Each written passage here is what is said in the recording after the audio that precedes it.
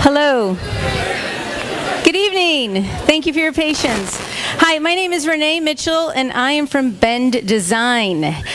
This evening I've been asked, is Bend Design a design studio? No. We also have a design conference in little or not so little Bend, Oregon.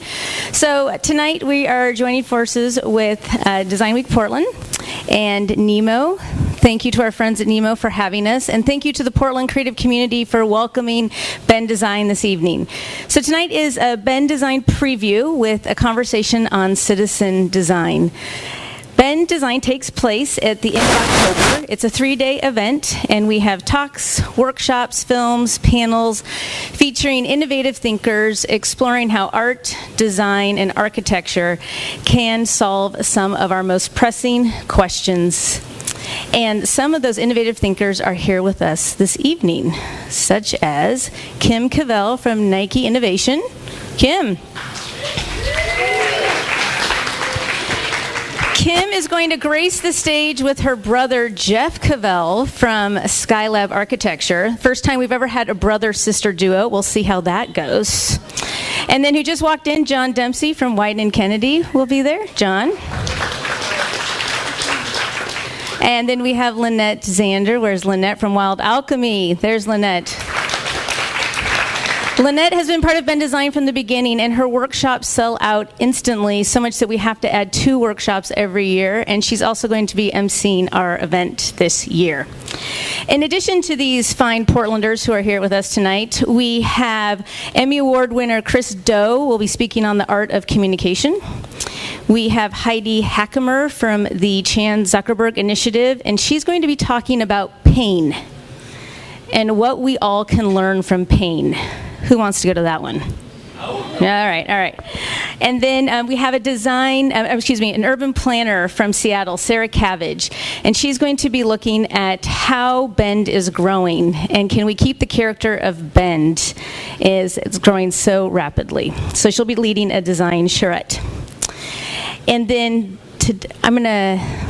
you'll introduce the panel, but all of these fine people up here are also speaking at Bend Design, and we have Jen Thomas. She's actually not going to be there, but her project from the beauty shop Visible, we're going to be leading a design equity tournament, and we're actually adding a 3rd day to our 2-day event, so thank you, Jen.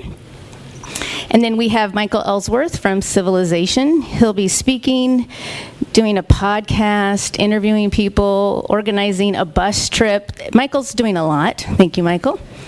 And then we have Bijan Berahimi from FISK.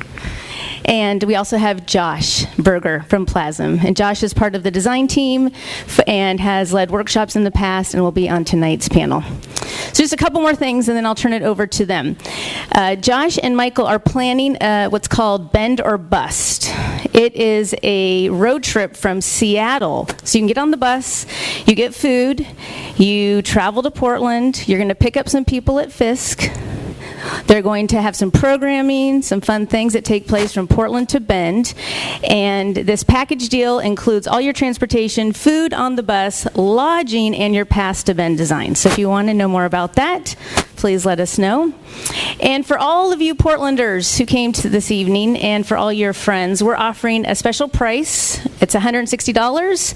It's our lowest price right now. And the code is, ready? Nemo 18. What's the code? Right. So that will last until September 1st, so we hope that all of you will take advantage of it, and you could please share it with your out-of-town friends, because we'd love to have them join in October. And with all of that, it is my great honor to introduce Nishat Ahktar. She is an Associate Creative Director from Instrument, an adjunct professor at Portland State University, and she is going to introduce the panel. Welcome. Thanks, thank you. Thanks, Renee.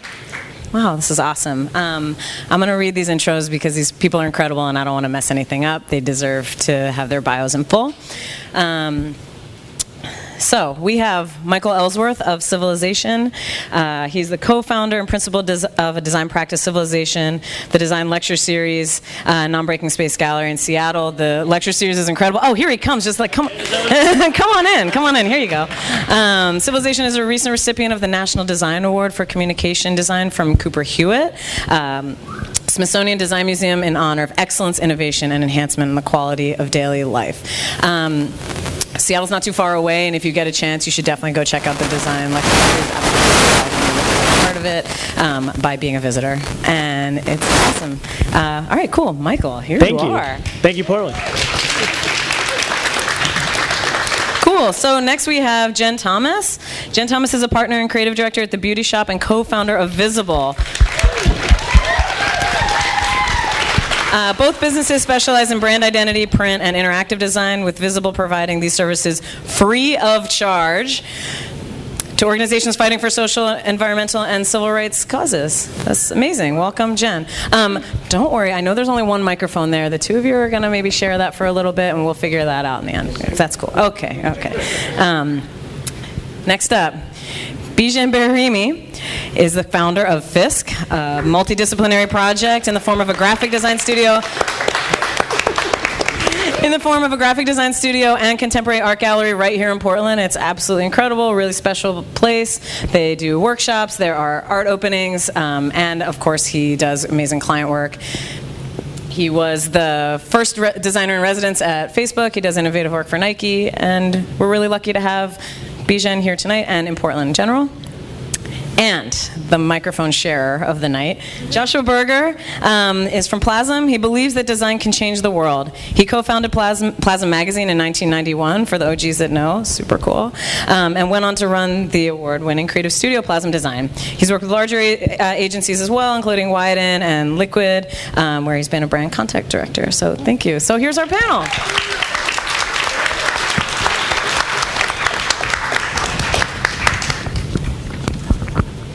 Hey, everybody. Hey. Hello. Hi. Hello.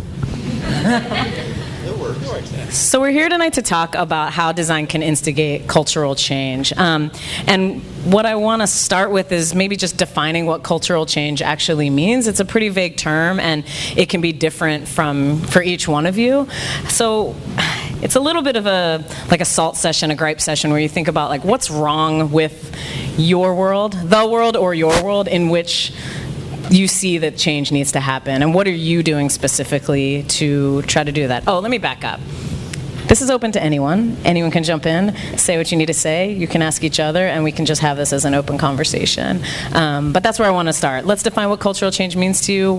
What does your world look like, and what do you feel like needs to change?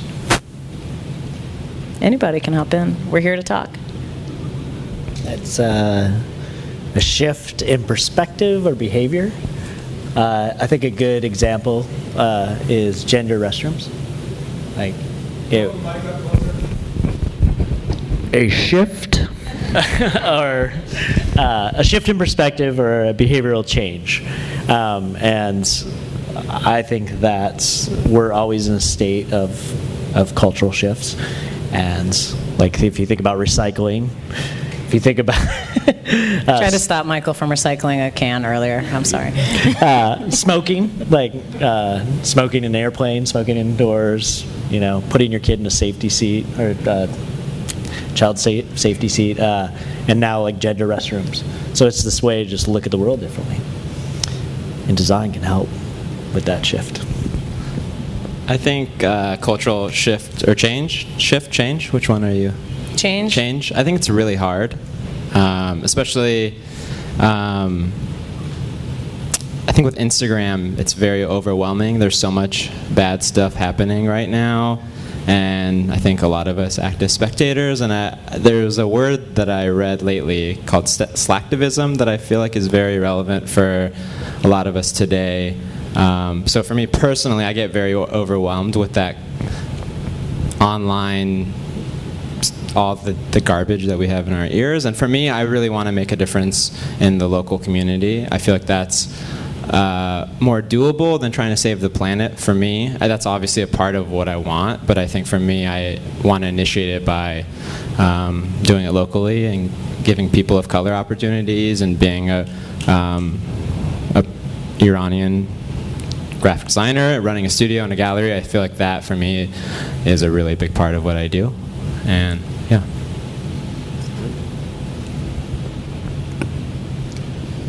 To piggyback on what Bijan's saying is, to have a healthy microcosm is to have a healthy whole, right? So if I'm healthy as a human, I can be there for my family, I can be there for my friends, and I can work towards larger systemic change.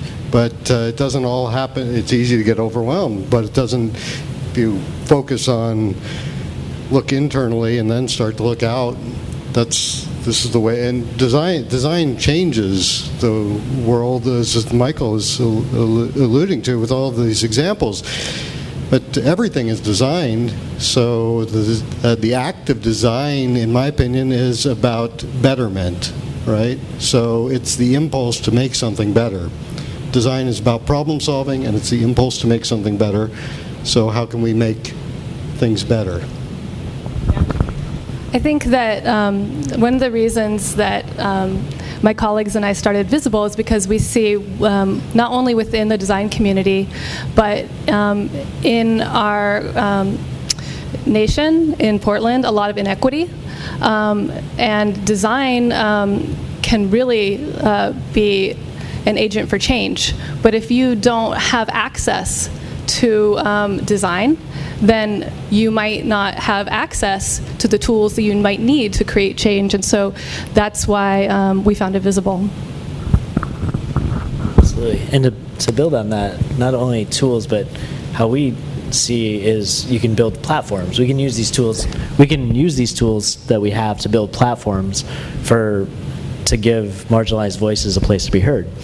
For our work, we try to create platforms for experts that are not us, but experts in these fields to be able to share their story and kind of cut through the noise. Because that's the talent we have, is to be able to cut through the noise, and we try to help empower those. So like women's reproductive rights or prison reform or homelessness, it's like creating these platforms for those to have a seat at the table of the internet. I think one thing that I always tell my students is we're in very unique positions where we're able to make things and make things a reality, and I think don't take what you do for granted. We can all do amazing things and ignite change, and I think it's our responsibility, not as designers, as people, is to do things and use our bodies, use our minds, whether that's activism or going to rallies, but also using your design skills to do things, I think is really important, and you're all capable of doing that as creatives. And I think if you're working a job where you're unhappy and you're working for a corporation that you disagree with, which a lot of us do, me included, I take that money that I make from them and I do things that I like and things that I think are beneficial to the community around me, and I think it's all of our responsibilities to do that. And that's one of the things I always preach to my students is do stuff outside of work, because that's the most beautiful things we can do, I think. Were you going to comment? Josh? Oh, okay. Oh, go ahead. I mean, I'm in favor of that, but I also like try to make it your job. You know, I mean that's what I try to do. Is I try to live my values, and you know, I'm not gonna. I mean, I've done exactly what you've talked, what Bijan was talking about for many years. I mean, in fact, that's how Plazm magazine. We started as a magazine, and we ended up creating a design firm to support our magazine habit. But you know, we used to use that kind of Robin Hood idea of like, okay, well, we're doing this work for Corporation X, and we're going to put it into this thing that we really love to do. And so, and you can do that, but you can also, as designers, you have a lot of power to be able to literally, you have a seat at the table and you can influence decisions that corporations make. In fact, that's why you're hired, to think and to think strategically and to design a better solution, design packaging with less, or even there are lots of times where you can just say, well, this product shouldn't exist. I'm not just making it just because you tell me to make it. If you want my advice, I'm going to give you my advice. And sometimes it's not to produce something, and that's okay. I would love to talk a little bit about. Did you want to say something? I would love to talk a little bit about tease out what you're bringing up, which is this sort of Robin Hood mentality of take from your rich day job and give back to your community at night versus being able to do it full time. And I think across the board, everyone here is sort of working in a different capacity that way. Whether you are working for the nonprofits all the time or you are getting some of that corporate money and putting it back into the community. So I'd love to talk about the difference of doing those two things. And also the transition of going from one to the other. To answer your question and build off of what you guys were saying, it's for us, our studio is an experiment. It always has been, and it's been way rocky and ups and downs the whole way, but the experiment is to try to only do work that we really believe in. Way easier said than done. Horrible credit card debt, but also try to take and create this model where we can take that work and also give back not only to the projects and the people we're working with that share ethos, but to build that community with programming in our gallery space. But it all informs everything, and when we define that ethos, it's a wide spectrum. From pediatric dentists to nonprofits to museums to other designers. It's not just activists, but it's also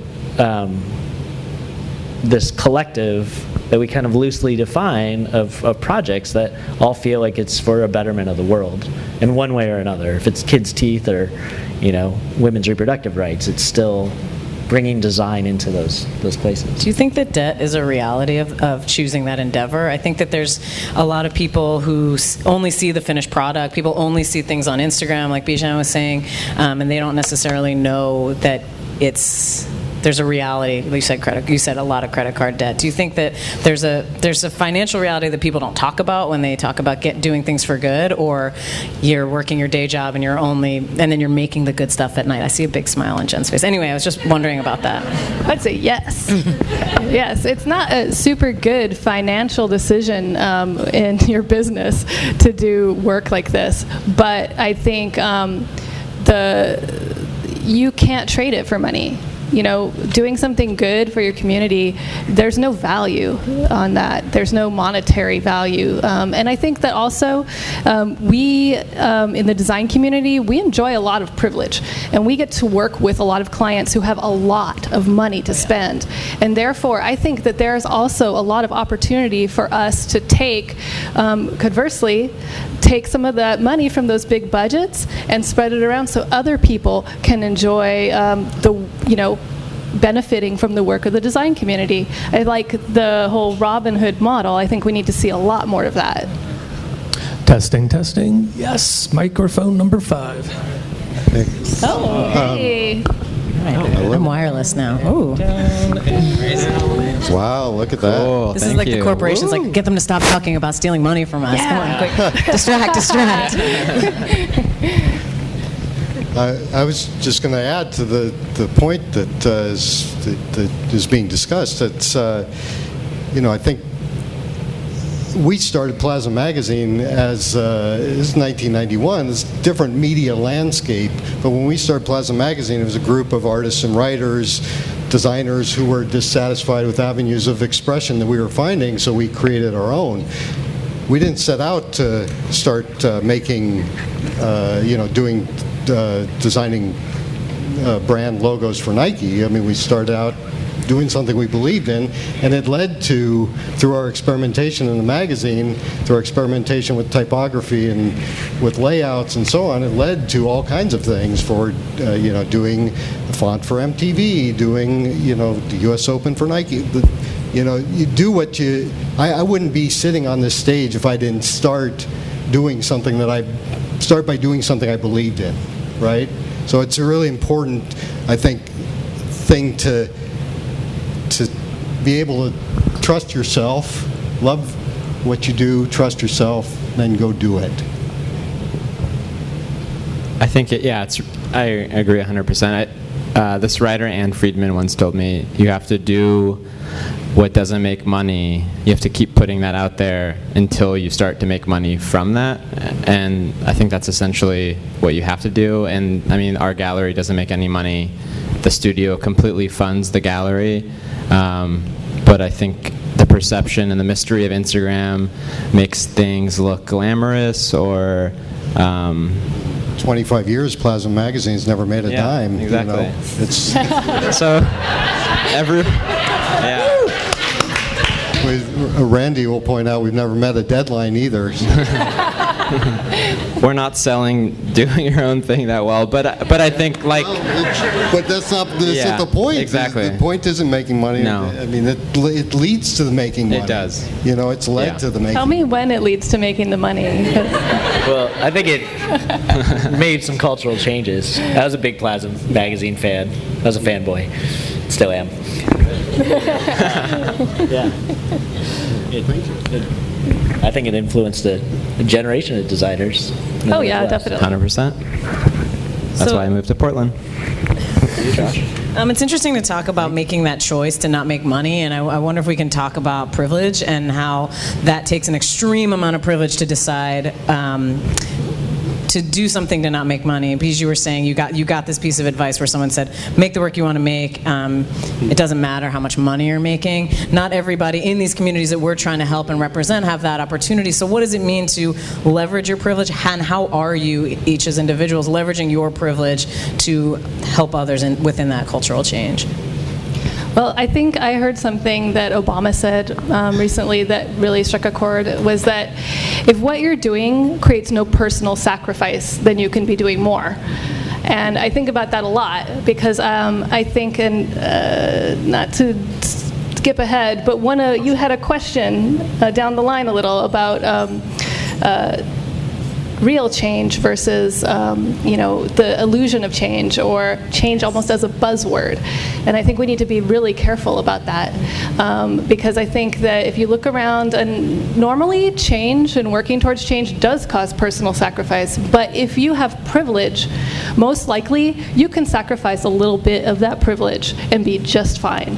And there are a lot of people facing a lot of adversity who don't have the privilege you have. So I think it's worth trying to spread that privilege around.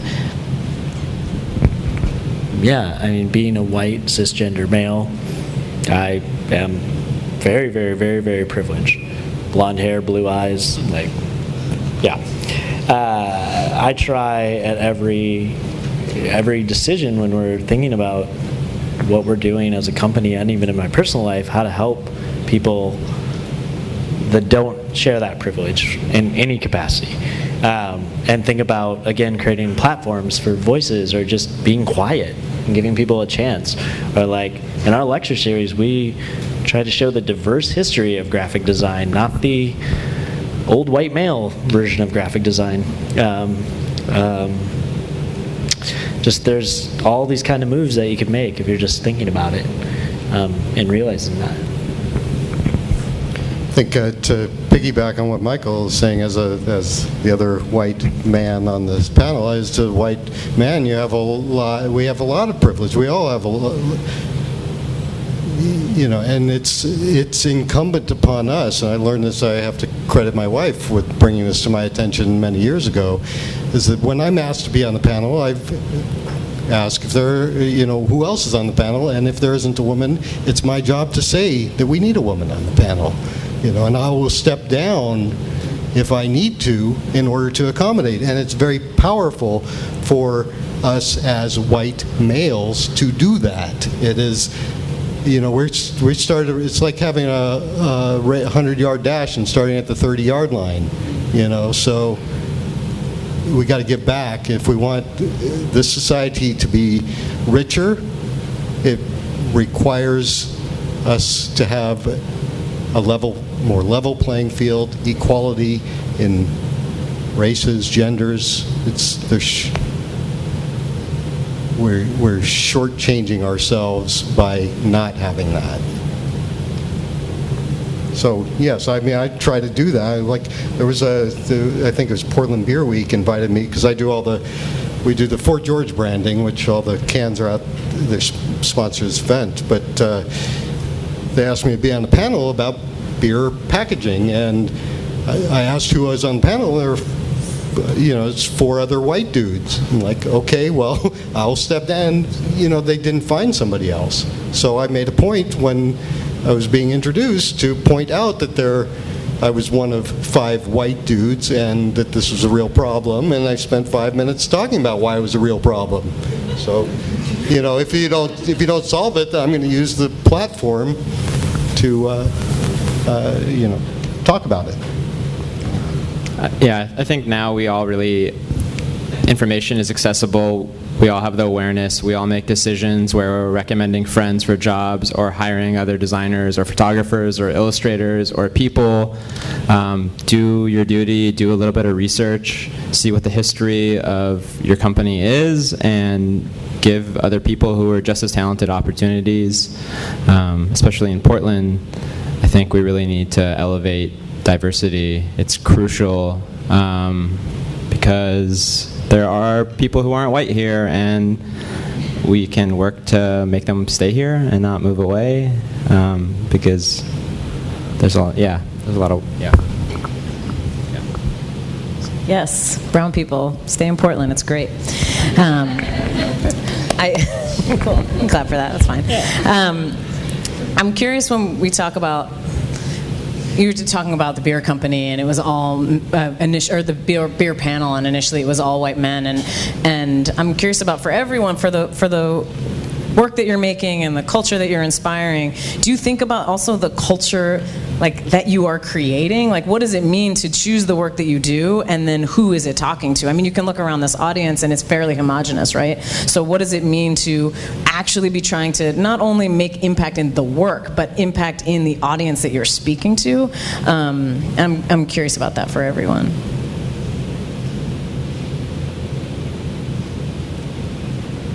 About the work of the audience. I think, how does the work affect the audience, and how does it draw in the audience? What culture are you creating? A lot of it has to do with the kind of work you choose to do. If you do work, that has a mainly white audience, then that's a decision you're making. Granted, it's really hard to navigate these decisions because at the end of the day, you have to be able to pay your employees, your space.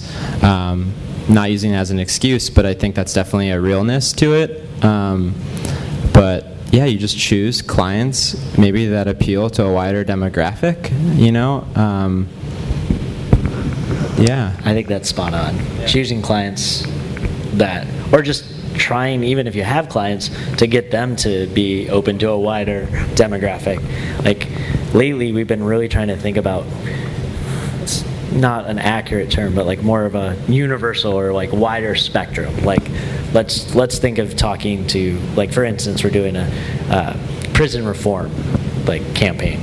That affects so many people, or it needs to speak to so many people in order for it to work, let's say. We're also doing a climate action change campaign for the state of Washington. It's that has to go the whole state. And we worked with this media company, for instance, that did the placement. We've never done that before. It's here's the billboards, and here's what people should be listening to this radio station, so you should have this radio ad and this and that and this. And it was the country western music station, and we're just whoa, we've never done that before. And it was it really was kind of amazing to work with, because it was feeling bipartisan almost. We got to reach across the aisle to design to a demographic that we're not used to designing to. We're used to pissing off. So I think it's a really good challenge, and I think it's really important in these times to be able to maybe create more universal work. Do you think that there's universality and homogeny, and then there's also just like actually going in and speaking to other communities? I think it's really interesting, Josh, what you were saying about like making sure that you can bring people into that environment which had traditionally been homogenous, and not to say that that's what we all should be doing and everyone should come into our worlds, but that is an important thing to do. But there's that, and then there's creating homogeny, and then there's also just like going into other communities, literally giving them the microphone. Change starts at home, You got to look inside first. I think if you can't live your values, then it's just like taking care of yourself. If you don't take care of yourself, you can't, as you put on your own oxygen mask before you put on somebody in need, It's you got to. I think it's the same thing when we think about how we reach out to other communities. But I can just speak for my, well, of course I speak for myself. I'm speaking for myself here. But, I have all kinds of to-do lists, but I also have a to-be list, and my to-be list is like, this is how I need to show up in the world, and what it drives what I'm trying to do. We all have a certain amount of time and energy on this planet, and it's really easy to get, there's a lot of things contesting for our attention today, and these moments are very valuable. Every moment is valuable, and everything that you do makes a difference. It doesn't matter what you find, the thing that you care about and you do it. It doesn't matter what you do, it matters that you do it, So. I don't know if I answered the question. No, I love the to-be list is great. I'm going to go home and work on that. Work on my to-be list. I think we all should do that. Absolutely. I have another example, on the flip side of that. Molly, in the front row here, and I led a workshop with this after-school program for high school kids, and we let them decide on what social issue to solve, and they came up with this juvenile detention center that's being built in their neighborhood. And we started to research the stats around who gets detained and who these basically prisons are being built for, and we realized it was the kids in the class. So we started to research school-to-prison pipeline and all of these things. So when we started to do that project, we really got deep into this exact local community, and it was really powerful. And at first, the kids were not into this program. They're just throwing paper and just not into it. But by the end, we had this little exhibition, and the kids were just pushing each other out of the way to get in front of the camera and the microphone. And it was so sweet. But it is a totally different thing to just get into this community and just really make space, let the experts speak. Do you think that was part of the success by empowering them to kind of take control of the opportunity versus you coming in with a strong point of view? 100%. I think if it would have been prescriptive, we're going to do this school to prison pipeline project, I think it would have been but it was just fostering their perspectives. Can I add to the to-be list? One other thought that, we do all this branding and marketing work with clients. We give them, values, brand, you got to live your values if you want to be on brand. You got to do that for yourself too, right? It's the other piece of it. I love that, embodying design. So we're all designers here, and I wonder, while we're talking about doing design work, we're also talking about community work, and I'm curious, for outside of being very skilled as designers and creative people, what is the other asset in your toolkit? It could be, doesn't even necessarily have to be you, it could be a person that you work with, but what is another asset outside of design that is so essential for you to do this kind of work? For me, it's relationships, people. I think this goes back to the local thing. I think just trying to elevate people that you believe in that gives me the most joy, like meeting with people who are passionate and trying to work with them. I think through working with like larger companies and not seeing really a face to a company has been like probably the most, it's been the thing I like the least with working with companies is that there's no face to it, and the benefit that you get with working with a small business owner or a musician or a chocolatier or whoever is that there's someone on the other end who's just as passionate as you are about design or whatever you do. And I think that is a form of activism, is really just giving other people a voice to be able to spread their wings. And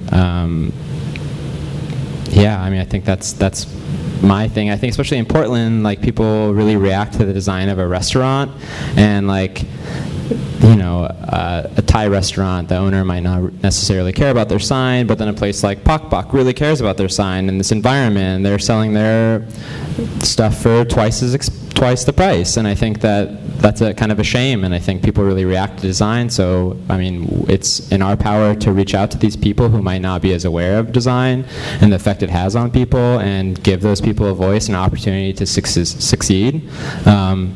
So that really gives me the most joy, and I think through already working with larger companies, I'm kind of over that and wanting to work with smaller people more to give them a voice. Jen, I'm curious. I think for me, outside of design is really what kind of motivates me the most is the women I work with and learning from them every day. Those beautiful women right there. And I think that the community that we have in the studio is really valuable, and working together and doing work with integrity. I think that's really important, just making sure you're always doing work with integrity for clients with integrity. What inspired you? I mean, you talk about, Bijan, you were talking about relationships, and then you're talking about integrity and also relationships, it sounds like. Relationships are so key to be able to do work outside of your own bubble. What inspired you in the first place to get to do that? It might feel obvious, but maybe it's not to everybody else.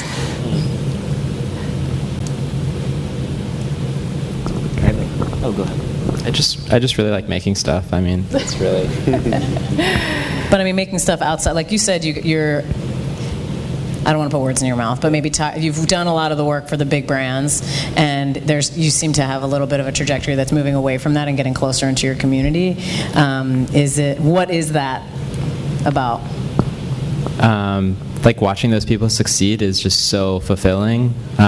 We just did the identity for this West African restaurant around the corner from us, and it simply was from eating there and loving the food and saying, hey, like, I'd love to do some design work for you, and it just being the right timing and some serendipity.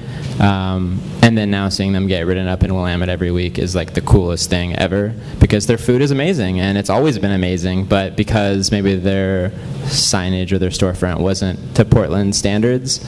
So seeing that effect is so cool, because it's really about the food and those people who are working really hard every day, and I think that opportunity and that potential around us is what makes me want to keep doing that, you know, versus like the benefit of doing shit for Nike is like, oh cool, they're selling more shoes, so it's not really the same fulfilling thing at all. So I mean, there's not really any comparison or competition between those two. You were telling that story before we were up here to me, and I think that's so amazing that it's such a great example of how design can add value, as you were saying about the Pak Pak versus just an unbranded. But that is like just the power of design and the value that it brings and the shifted perspective. Like it's kind of a sad story. I mean, because we're all like participating in this capitalist world that we've built and we're clearly a part of. Graphic design is a capitalist driven job, yes. And there's no denying that. It was called commercial art before graphic design. So like now we're here, let's try to make it a little bit better and make it a more equal playing field. So go ahead. Oh no. I was thinking about your topic that you brought up and how you started out working for corporations and now you're moving towards working for smaller businesses. And I was going to say, conversely, our business, the beauty shop, was founded on working for smaller businesses from the beginning. And then after 5 years, we realized that's not really where the money is. And we're trying to figure out for ourselves, how can we open up our business to maybe working for some corporations, maybe considering that without compromising our integrity. So I think there's two sides of it. And how do you make the money without being subsidized by the corporations? And I just want to be clear, I mean, working for those corporations is my privilege, and I'm able to pass it down to other people. We trade with the Akadi, the West African restaurant, because I feel that's my duty, and I think that's okay, because I am getting paid by larger corporations to be able to do this. But I want to make it clear that I'm not making a living by doing work for these smaller businesses yet. But as an example, though, if, say hypothetical, blue sky scenario, perfect world, if everyone stopped working for, if all the creative people here and or everywhere around stopped working for corporations, never will happen, but did, then graphic design wouldn't necessarily have to be used only for commercial work, and it could be used for these things. But I feel like... Who would pay us? Soapbox time. If we do that,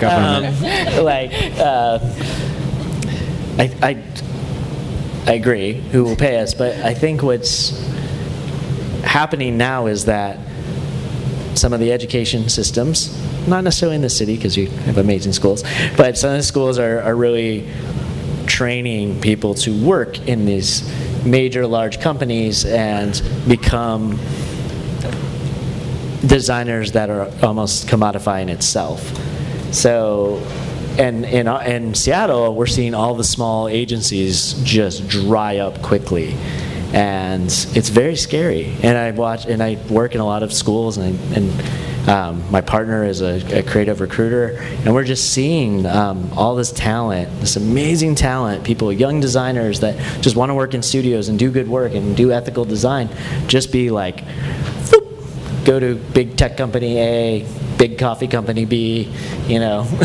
Got to pay those school loans. They got to pay those school loans, but I heard you clap when it's like graphic design is capitalism. That's one side of it. There's also other sides of it, that it's a tool for communication.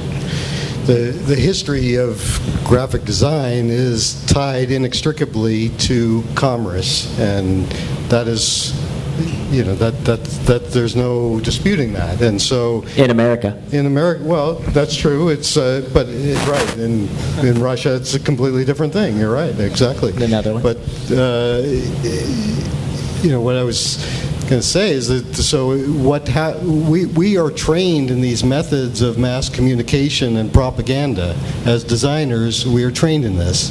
Okay, so in the information age, in this time, we have this unique ability to be able to cut through the mass amount of the sea of information and communicate with clarity, communicate in a succinct manner, and distill complex messages into simple, easy to understand, means and ideas. And so this is a huge power as designers. So what do we do with it?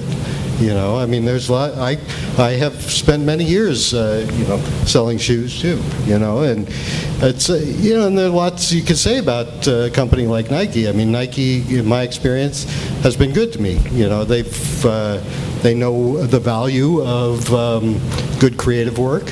They know what it's worth, and they're willing to pay for it. They have high levels of quality. I mean, if you can find those four attributes in any client, I'd say that's a good client, right? So, but we live in this capitalist society, as has been pointed out. I mean, I would quote Naomi Klein. She said, capitalism has declared war on our planet. So, the problem is not it's a big problem, right? Capitalism has declared war on this planet. So what are we going to do about it? We each have we have a limit, as I said earlier, we have a limited amount of time and energy. What are we going to do with it? When I'm working for a corporation, I can, I can certainly have more sustainable packaging. I can have less packaging. I can, as I said earlier, maybe you don't need that product. There's a lot of things that we're doing that we don't necessarily need to do. You're in a position of power as a designer to be able to influence the direction of these companies, right? You've got to fulfill their objectives, but you also got to do what's right. And you don't have to do the work, it's up to you. Curious about all of y'all's perspective of for-profit businesses associating themselves with either nonprofit causes or just mission-based organizations. It's happening more and more. I think there's a strong responsibility or at least pressure to responsibility that a lot of companies are feeling because there's so much more transparency and visibility via the internet, Instagram, Twitter. People know more about what companies are doing, and many companies are associating or trying to show up for a mission, whether that is putting a pride sticker on something or using the word equality. And I'm curious how y'all feel about that while we're talking about capitalism and talking about these large brands versus Robin Hood, or are we going to do the micro neighborhood work? How do you feel about that? Well, the fact is brands have a lot of power. And if they want to use some of that power to promote a good cause, I think that's fine, that's good. I mean, I'd like to see more of that, but it's when they do it in a way that's not genuine for profit that I think is the problem. Yeah, I think a lot of it's a very dangerous territory because that stuff is all great, but most of the time to me it feels like a gimmick, and people hopping on these bandwagons of organic or whatever it is, it just seems so empty. And I think when people really boast these kinds of things, it feels empty to me. You should just be a good person and be good to people. Like, you don't have to put that on your business card or on your t-shirt. Like, just treat people like respect. I think I just get really cautious in those situations because I don't know what to believe, and I don't know what's real. I don't know what banana is organic or not, and that's a scary thing. I'm using that as a metaphor for a lot of other things, but You mean you don't have a good person written on your business card? No, I don't, because I'm just good to people. And I think, like Josh was saying about these corporations of like packaging, and I think a lot of it goes down to people treating people with respect. And I think that's like the biggest issue with these large corporations, agencies, is there's this attitude of treating people like shit and not treating them like people. And, oh, you're an intern, or you're this, you don't get paid, or you're not treated with the same respect. And I think that's such a silly attitude to have towards the world and towards people, and I really hate that. And it's irresponsible. It's so irresponsible, and and now we're in this time where people are getting punished for it, and I think it's awesome. I think of it as just a spectrum of, like, from Pepsi to Patagonia. It's like on this end, Pepsi, we got like this co-opting protest, Kylie Jenner, just really. And then on the other side, Patagonia with the Action Works campaign that they're doing now, this climate action campaign, where it's like they can meet the masses where they are and have this amazing ability to probably create significant change with that. But they've put in the time to be a company where it's like I don't own anything Patagonia, but from everything I hear about Patagonia and their brand, it seems like they're genuine to that. One day you'll have enough money to own a Patagonia. Patagonia is for the privileged also.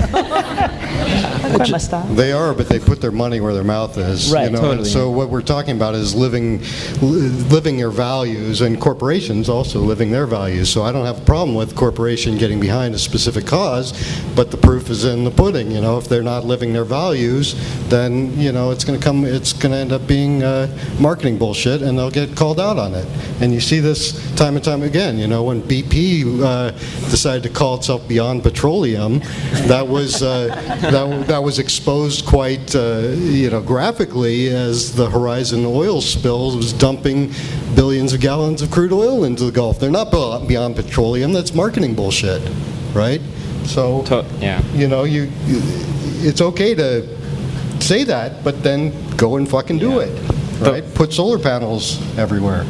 If they were really beyond petroleum, they'd be beyond. And that's the way most companies work today, is they do 99% bad stuff, and then they're like, hey, look, we're supporting all these whatever, that we're doing good, 1%. And I was just in Bend, and I was at the High Desert Museum, and there was a quote from the founder of Patagonia, and he said that he totally doesn't believe in this idea of doing philanthropy after the fact. Like, it should be from the beginning. And I think about this idea of society saying that you work this 9-to-5 job that you don't love, and then you retire, and then that's when you get to enjoy your life. And I think that's such a silly idea. Like, enjoy your life now and do good and help people now, not when you're 65. Let's just do it now, everyone. Yeah, I met a designer from Patagonia. I met a designer from Patagonia, and I was totally amazed to find out that Patagonia will give employees time off to go protest or to be an activist, right? They can have a certain amount of time off to go, protest some kind of thing, and then they get put in jail. Patagonia will pay the bail, right?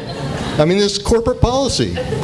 And then they'll send them back out for another 2 weeks to go keep doing it. I mean, that's awesome. This talk is brought to you by Patagonia. I just, any other company that's doing that, I mean, I'm happy to talk about them. Why is that the anomaly, though? It's just one example. Lots of companies live their values. I mean, we've been working on the Fort George brand for a decade, and they live their values. They're not. I mean, there's a lot of brands, small and large, that live their values. It's not. So I like the Patagonia success story, but just to move, and it is really interesting. I think living your values is important, and that's a great example. I wonder if we can move out of brands and talk about design or art, or some really what are your favorite examples of success stories in this? Whether it is. It could be anything. It could be a revolutionary. It could be a person who talks. It could be a designer. It could be a design movement. Russia, you were saying, is like design that is not connected to capital. What are some of your favorite examples of success in making cultural change from a design point of view? This is my favorite thing to study. So, 1980s, AIDS epidemic, first case of AIDS breaks out. 1981, first case. No one in the Reagan administration says anything until 6 years later. Over 20,000 deaths. People are freaked out. All this silence is creating misinformation. Like, you can get AIDS from kissing. You can get all of, it's terrifying. Your friends, your loved ones, your communities dying. Then a group of activists act up, and Grand Fury, group of designers and artists, create silence equals death, pink triangle, reclaim it from Nazi Germany, the stamp for being a gay man, flip it up to a positive symbol, and just run with it. That totally cultural shift brought great awareness to the movement. Still is. I'm sure everyone is familiar with that symbol in here. And still relevant, that message today. Like, I think that's one of the best, most powerful uses of visual communication in modern times. Good one. Good one. Well, I am a child of the 90s, so I'm Gen X. And when I first went to design school, culture jamming was what everybody was doing. And it was like Adbrusters Magazine and Plazm. And I think that seeing that and having that in my curriculum and, being given assignments to make a poster for a cause, I think that that really influenced me and in some way led me to believe that that's what my design career was going to be like, which was definitely not the case, but I still kind of crave that in using design to do good. And I think so that was a huge influence on me, that whole movement in the 90s. Mine's not design related. I think mine is, I'm just really excited to see all these people of color have TV shows and movies and make music about real topics. I think for me that's like the most inspiring thing. Growing up, I never saw a Persian person on a TV show or as a musician in the U.S., and I think now seeing these shows about specific minorities that are just normal TV shows through the lens of this person that's not white, I think for me is like the most inspiring thing, whether it's a food show or a sitcom or whatever. I think for me just seeing that is so inspiring because I just think about the effect that that'll have on people who are not white, who are young right now watching those TV shows and are like, oh, whoa, I could be a director or an actor or a musician, because growing up that just wasn't a thing.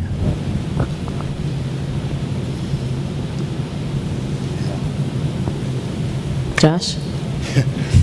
There's so many examples going through my head. I remember as a kid, I had a teeny record player. I got one of the first records I was lent was this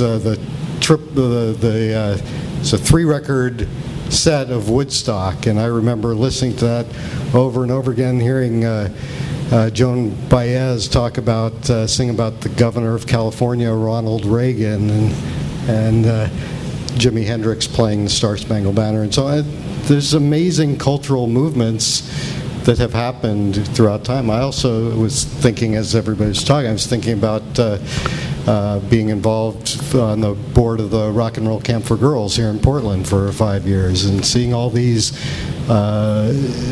women and young girls, including my daughter, who could know the power of their voice through this music, and so they're amazing things.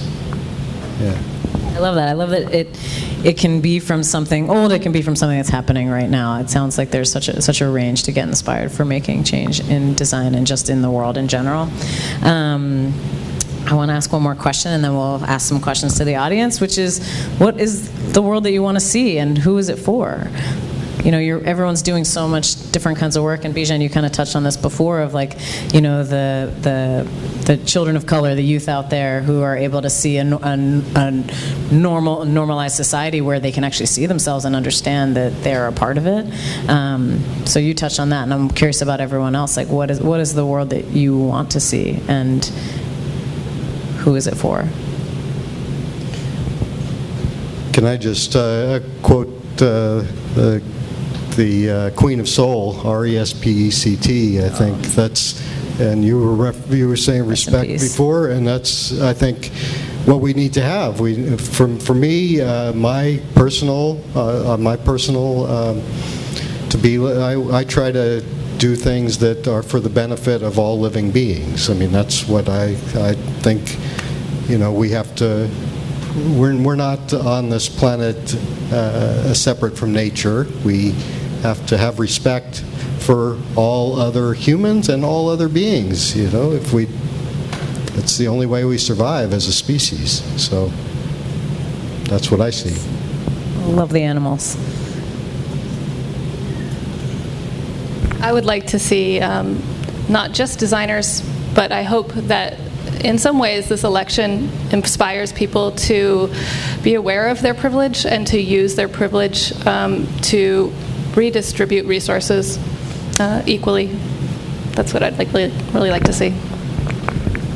Yeah, to build on that, like a value change, a shift in values, be it personal, or professional, or economic, where we can create a fair society for everyone and help bring everyone to the table and get rid of a lot of the hate. Great. Well, I think we've got some time for some questions. Let's give a round of applause for everybody here on the panel.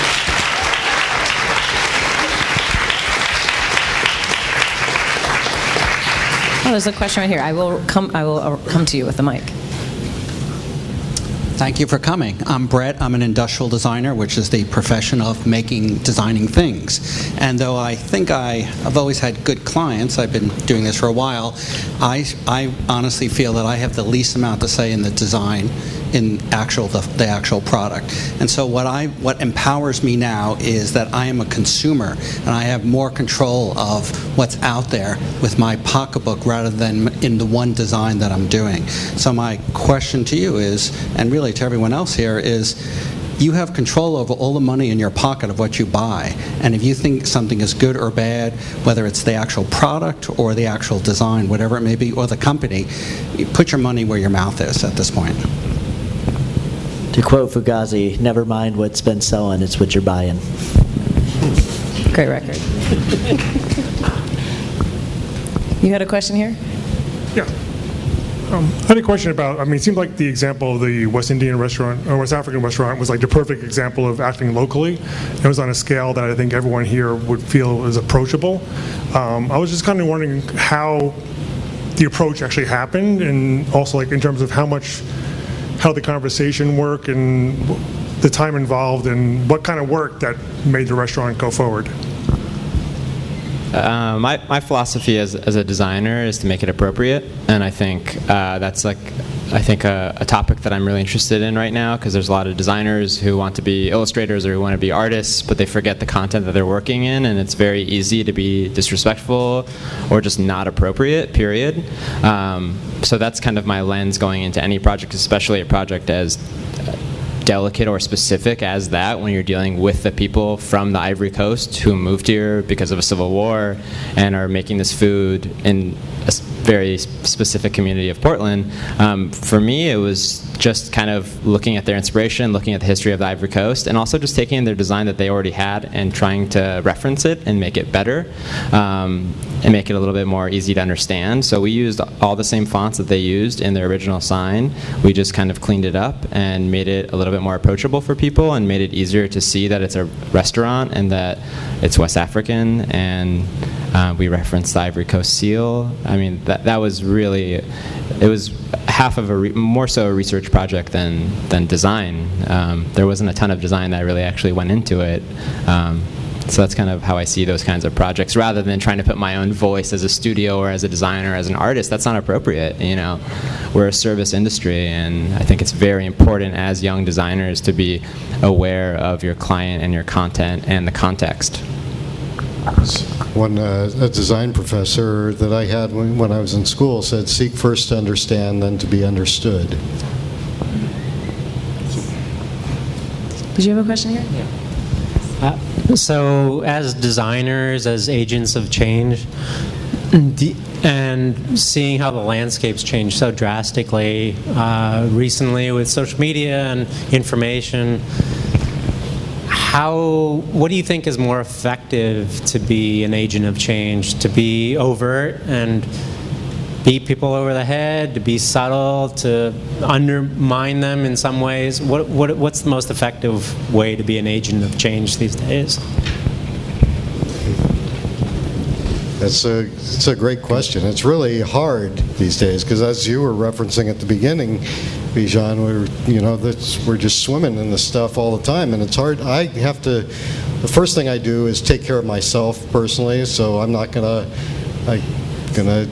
get up in the morning, make breakfast for my son, I'm gonna do yoga, I'm gonna have a cup of coffee, I'm gonna do I have to be prepared to confront what's in my email before I check my email, right?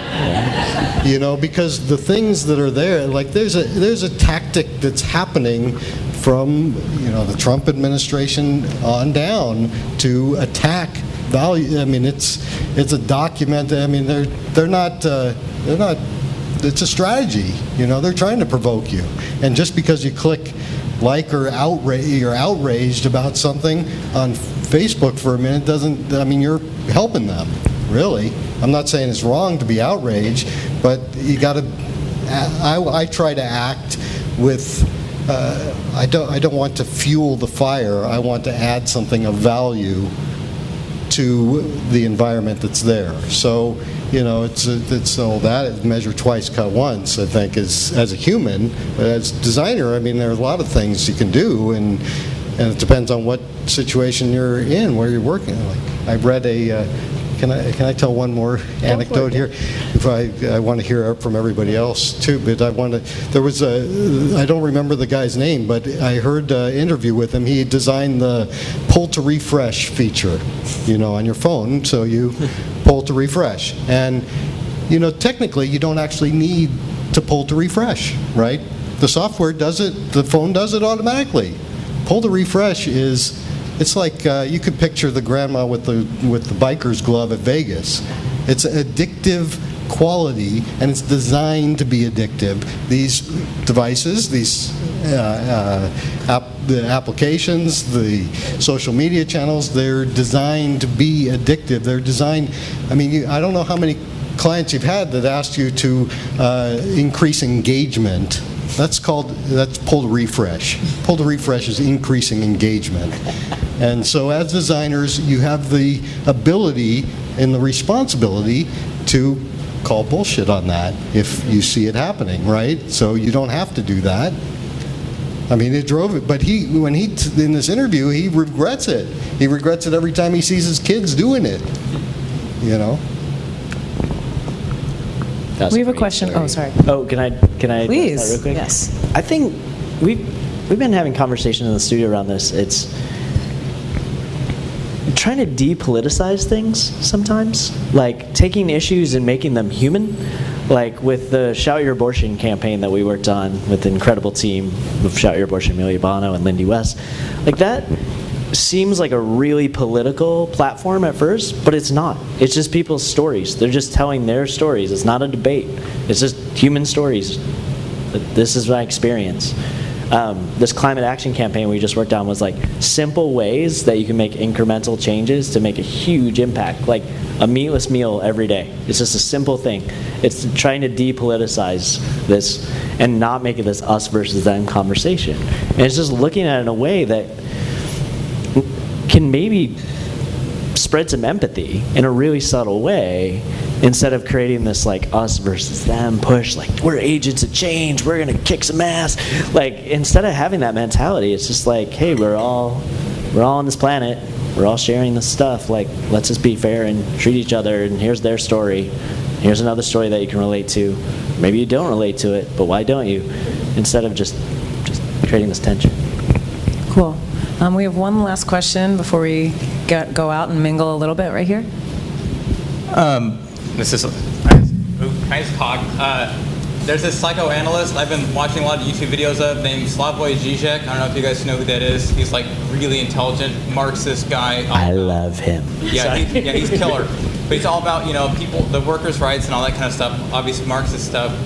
Basically, what he's saying is that the more you educate people, the more change is going to happen, and that's the best way to actually get change to come about is by educating people. And so with that in mind, when you see stuff like you were saying, like on Facebook and stuff like that, where there's like a graphic and it is just like Trump's face and says moron or idiot or something like that, I think that's knee-jerk reaction graphics that actually is extremely damaging because it doesn't say anything and it's not educational. So it's like people who make that and think they're making a difference are full of shit and are really probably like are super into NPR, which they aren't the worst, but they do suck in a lot of ways. Because all they do is talk about this guy's an idiot, and then none of the news coverage is ever anything about, well, why did these things happen? It's always surface level. It's denotative, not connotative. That's just how it is. That's how media is. So anyway, to relate to that, the new PDX billboards, like the white fragility one down the street, is pretty cool. It'd be interesting to see like graphics like that are huge. That say like, like all workers are exploited for their labor, each CEO from so-and-so company, really specific, that says like earn 50 times more than the lowest earning worker or something like that. Like shit like that is like really factual and says something, and then people could be like, oh, I didn't know that. And it doesn't matter if you're Republican or liberal or whatever, because you look at that and it's just a black and white ad, like no blue or red or any shit like that. It just says, oh, that's a fact. I never thought about it that way, and I also don't know if it's a liberal thing or a conservative thing. It's just a fact, and that is also, I think, a good way of being universal, like you were saying earlier, where it's like reaching across the aisle, I think, shouldn't even be a thing. You should be able to make a universal point without it being connotative as, right or left. It should be very, like, sneaky in that way, I guess you could say. Sounds like you have a homework assignment. I was going to say, you should do that I like project. that poster. Well, all right, who's going to... Do it tonight. Yeah. Go for it. You can do it. I work at a graphics shop. I guess I could, but not on the billboard. I don't want to go to jail. Do you got the keys? Yeah. Cool. So I think we're going to wrap for now. Thank you all for coming. Thank you to the panel. Thank you to Nemo. Thank you to Ben Design. Thank you to Sealy Pine. Thank you. And our wonderful moderator. We'll have a little mingle time, so please feel free to come and talk, find each other, ask some questions. I want to inject one last idea. Turning off your phone is a sign of resistance. Thanks, everybody.